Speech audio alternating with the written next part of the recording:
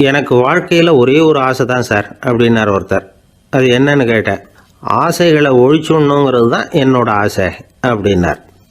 இப்படி ஆசைகளை ஒழிக்க வேண்டும் அப்படிங்கிறதையே ஒரு ஆசையாக கொள்வது அபத்தம் அப்படிங்கிறார் ஒரு பெரியவர்.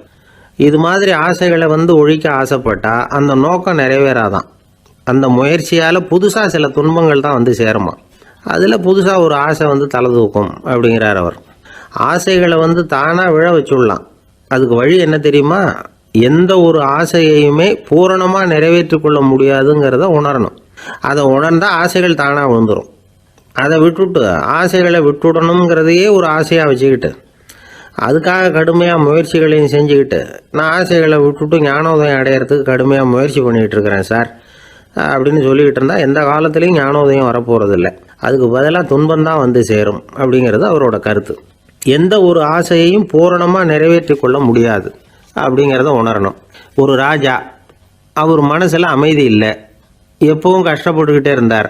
இந்த துன்பத்தை போக்குறதுக்கு பல வழிகளில் என்னென்னமோ முயற்சியெல்லாம் பண்ணி பார்த்தார். ஒன்றும் சரியாக வரல. கடைசியாக ஒரு காரியம் பண்ணார்.